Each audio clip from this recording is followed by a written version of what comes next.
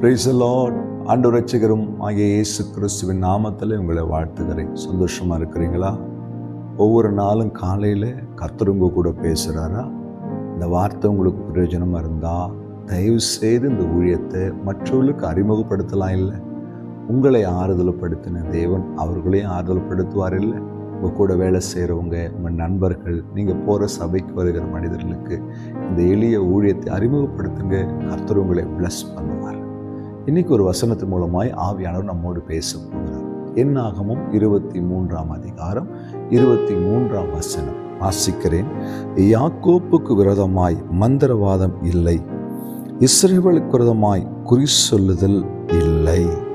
இல்லை, யாக்கோப்பு விரோதமா மந்திரவாதம் இல்லை, இஸ்ரவேலுக்கு விரோதமா குறி சொல்லுதல் இல்லை. இன்னைக்கு அநேகர் வாழ்க்கையில இந்த மந்திரவாதத்தினாலே, சூனியத்தினாலே, செய்வனினாலே பாதிக்கப்பட்டிருக்கிறதை என்னோட ஊழியத்தின் பாதையில பார்க்கிறேன்.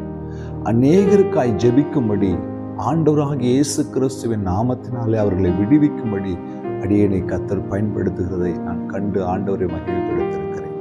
ஆனால் இங்கு வசனம் சொல்லுது, ஏன் எங்களுக்கு இந்த காரியம் நடக்கணும் பாஸ்டர்? ஏன் எங்களுக்கு விரோதமாய் அவர்கள் சூனியம் செஞ்சாங்க? அது ஏன் எங்களை பாதிச்சுது? ஏன் என் குடும்பத்தில் இவ்வளவு பிரச்சனைகள் என்று கேள்வி மேலே கேள்வி கேட்பாங்க. ஆனால் இங்க யாக்கோப்பு விரோதமா மந்திரவாதம் செயல்பட முடியல, எந்த ஆவிகளும் நெருங்க முடியல.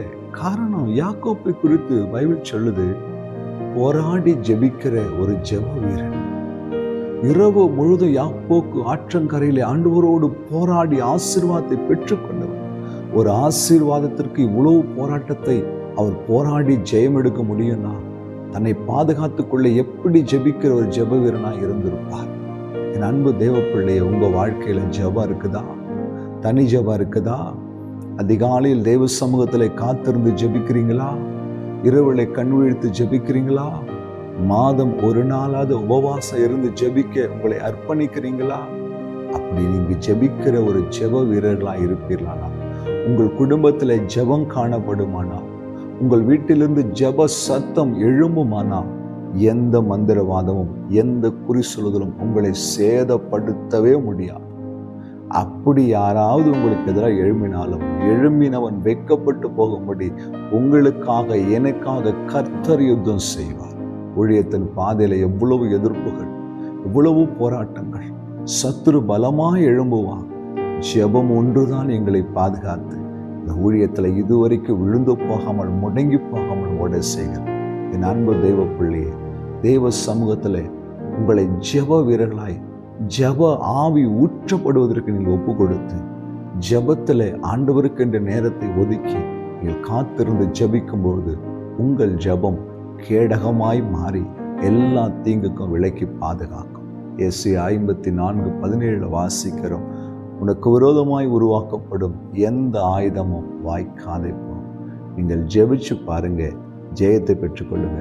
ஜெபிக்கிற ஒரு மனிதனையோ ஜெபிக்கிற ஒரு மனுஷியோ எந்த சூனிய மாந்திரிக கிரியைகள் நெருங்கவே முடியாது.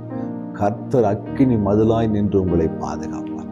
ஜெபிச்சு பாருங்க, ஜெயத்தை கர்த்தர் கொடுப்பார். சரி, இன்னைக்கு நம்ம ஜெபிக்க போகிறோம். ஒருவேளை என்னோட குடும்பத்தில் இப்படிப்பட்ட மாந்திரிக போராட்டங்கள் இருக்குது, இப்படிப்பட்ட சூனிய கட்டல், என்ன செய்யறதுன்னு தெரியல பாஸ்டர் தவிக்கிறீங்களா? இப்போ உங்களுக்காக நான் ஜெபிக்க போகிறேன். யார் யாருக்கெல்லாம் இந்த ஜெபம் தேவைப்படுதோ, விடுதலை தேவைப்படுதோ, இருக்கிற இடத்துல முழங்கால் படியிடுங்க. நாம் ஜெபிக்க போகிறோம். கர்த்தர் விடுதலையை தரப்போறார். எங்களை நேசிக்கிற அன்பு தகப்பனே, ஆண்டவரே, யாக்கோப்பு விரோதமாய் மந்திரம் இல்லை, இஸ்ரவேலுக்கு விரோதமாய் குறி சொல்லும் இல்லை. அவருடைய பிள்ளைகளாகிய எங்கள் வாழ்க்கையில கூட இப்படிப்பட்ட கிரியைகளை கட்டப்பட்டு சிக்கி தவிக்கி வேதனை அனுபவிக்கிற ஒவ்வொருவரையும் நசரேயனாகிய இயேசு கிறிஸ்துவின் நாமத்தில் கட்டிந்து கட்டுகிறேன். சூனி ஆவிகளை கட்டிந்து கட்டுகிறேன். மாந்திரிக ஆவிகளை கட்டிந்து கட்டுகிறேன். ஏவல் கிரியைகளை கட்டிந்து கட்டுகிறப்பா. அப்படிப்பட்ட காரியத்தில் பாதிக்கப்பட்டிருக்கிற ஒவ்வொரு பிள்ளைகளும் இந்த ஜெப வேளைகளை இயேசுவின் நாமத்தில் கட்டவிழ்க்கப்படுவார்களாக, விட்டுவிக்கப்படுவார்களாக, சத்துரு நிர்மூலமாக்கப்படுவார்களாக. அப்படி செய்ததுக்காய் நன்றி நன்றி நன்றி. இயேசு கிறிஸ்துவின் நாமத்தில் பிதாவே, ஆமென். ஹல்லேலூயா. God bless you.